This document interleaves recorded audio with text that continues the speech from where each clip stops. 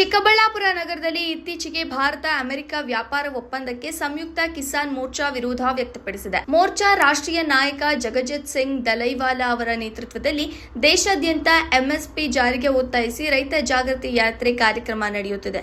ಇದರ ನಡುವೆ ಭಾರತ ಸರ್ಕಾರ ಅಮೆರಿಕ ಜೊತೆಗೂಡಿ ಆರ್ಥಿಕ ಒಪ್ಪಂದ ಮಾಡಿಕೊಂಡಿದೆ. ಇದು ನಮ್ಮ ರೈತಾಪಿ ವರ್ಗದ ಪಾಲಿಗೆ ಅಪಾಯಕಾರಿಯಾದ ಒಪ್ಪಂದವಾಗಿದ್ದು, ಕೇಂದ್ರ ಸರ್ಕಾರಕ್ಕೆ ತನ್ನ ತಪ್ಪಿನ ಅರಿವಾಗಬೇಕಾಗಿದೆ.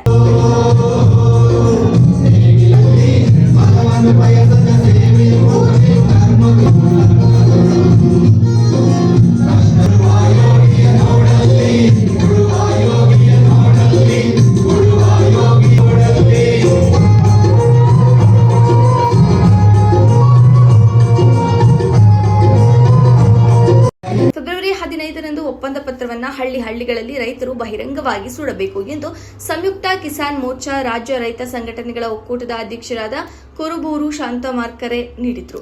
ವರದಿ ಸಲಾಹುದ್ದೀನ್, ಚಿಕ್ಕಬಳ್ಳಾಪುರ. ಕಬ್ಬು ಬೆಳೆಗಾರರ ಸಂಘಕ್ಕೆ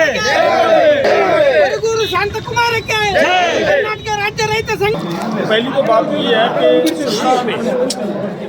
सत्ता पे इंसान नहीं है, एक पार्टी है, एक विचारधारा, और वो विचारधारा भी वो है जिस विचारधारा के व्यक्ति ने महात्मा गांधी का मर्डर किया हो, और वो महात्मा गांधी के नाम पे किसी तरह का कोई स्कीम चल रही हो, कोई कानून हो, वो उन लोगों को बर्दाश्त नहीं होगा. इसकी मेन वजह ये एक. तो दूसरी बात, उसमें बहुत बड़ा नुकसान ये किया है, उसको ख़त्म करने का प्रयास किया गया है कि पहले पूरे का पूरा उसके ऊपर जितना बजट खर्च करती थी वो सेंट्रल गवर्नमेंट किया करती थी. अब उसमें से 40% बजट स्टेट की गवर्नमेंट के ऊपर ले आ रहे हैं. जब स्टेट की गवर्नमेंट के पास कुछ नहीं होगा तो सेंट्रल गवर्नमेंट वो चलाएगी एक बार. और उससे भी आगे एक बहुत डेंजरस बात है, वो समझने के लायक है, जो इम्पोर्टेंट बात है. खेत के ಕನಿಷ್ಠ ಬೆಂಬಲ ಬೆಲೆ ಖಾತ್ರಿ ಕಾನೂನು ಹಾಕಬೇಕು ಅಂತೇಳಿ ನಾವು ದೇಶಾದ್ಯಂತ ರೈತ ಜಾಗೃತಿ ಯಾತ್ರೆಯನ್ನು ಹಮ್ಮಿಕೊಂಡಿದ್ದೀವಿ. 7ನೇ ತಾರೀಕು ಕನ್ಯಾಕುಮಾರಿಯಿಂದ ಆರಂಭ ಮಾಡಿದ್ವಿ. 6 ದಿವಸ ಆಗಿದೆ. 40 ದಿನಗಳ ಕಾಲ ಎಲ್ಲ ರಾಜ್ಯಗಳಿಗೂ ಹೋಗಿ ಸಹಿ ಸಂಗ್ರಹ ಮಾಡ್ತಾ ಇದೆ. ರೈತರಿಂದ ಸಹಿ ಸಂಗ್ರಹ ಪತ್ರ ಸ್ವೀಕರಿಸಿ 19ನೇ ತಾರೀಕು ಮಾರ್ಚ್ ದೆಹಲಿಯಲ್ಲಿ ರಾಮಲೀಲಾ ಮೈದಾನದಲ್ಲಿ ಲಕ್ಷಾಂತರ ರೈತರ ಸಮ್ಮುಖದಲ್ಲಿ ಪ್ರಧಾನಮಂತ್ರಿಗೆ ಸಹಿ ಸಂಗ್ರಹವನ್ನು ಕೊಡ್ತೀವಿ. ಯಾಕೆಂದರೆ ಈಗ ಸರ್ವೋಚ್ಚ ನ್ಯಾಯಾಲಯ ಮಾಡಿರ್ತಕ್ಕಂಥ ಸಮಿತಿ ಕೃಷಿ ಉತ್ಪನ್ನಗಳಿಗೆ ಕನಿಷ್ಠ ಬೆಂಬಲ ಬೆಲೆ ಖಾತ್ರಿ ಮಾಡಬೇಕು ಅಂತ ವರದಿ ಕೊಟ್ಟಿದೆ. ಸಂಸದೀಯ ಸಮಿತಿ ವರದಿ ಕೊಟ್ಟಿದೆ. ಕೇಂದ್ರ ಸರ್ಕಾರ ಯಾಕೆ ಮಾತಾಡ್ತಾ ಇಲ್ಲ? ಅದರಿಂದ ಇದನ್ನು ಮಾಡಬೇಕು, ರೈತರಿಗೆ ಆಗ್ತಕ್ಕಂಥ ನಷ್ಟ ತಪ್ಪಿಸಬೇಕು ಅನ್ನುವಂಥ ಒತ್ತಾಯ ತರಲಿಕ್ಕೆ ಈ ಒಂದು ಜಾಗೃತಿ ಯಾತ್ರೆ ಮಾಡ್ತಾ ಇದ್ದೀವಿ.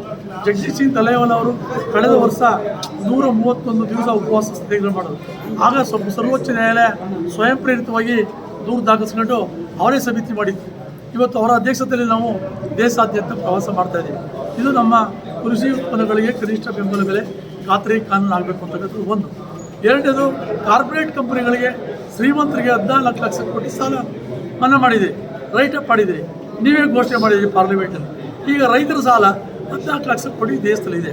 ರೈತರಿಗೆ ನೀವು ಕೃಷಿ ಉತ್ಪನ್ನಗಳಿಗೆ ನ್ಯಾಯಯುತವಾದ ಬೆಲೆ ನಿಗದಿ ಮಾಡದಿರತಕ್ಕಂಥ ಕಾರಣದಿಂದ ರೈತರು ಸಾಲಗಾರರಾಗಿದ್ದಾರೆ.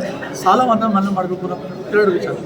ಮೂರನೇದು, ಮೊನ್ನೆ ಅಮೆರಿಕ ಭಾರತ ಸರ್ಕಾರದ ನಡುವೆ ವ್ಯಾಪಾರ ಒಪ್ಪಂದ ಆಗಿದೆ. ಇದು ದೇಶದ ರೈತರಿಗೆ ಮರಣ ಶಾಸನ. ಆದ್ದರಿಂದ ಅದನ್ನು ಕೈ ಬಿಡಬೇಕು ಅಂತಕ್ಕಂಥದ್ದು ನಮ್ಮ ಒತ್ತಾಯ.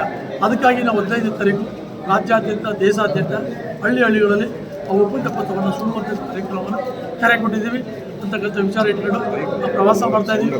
ಕರ್ನಾಟಕದಲ್ಲಿ ಇವತ್ತು ಮುಗಿದಿದೆ, ನಾಳೆ ಆಂಧ್ರ ಪ್ರದೇಶಕ್ಕೆ ಹೋಗ್ತೀವಿ.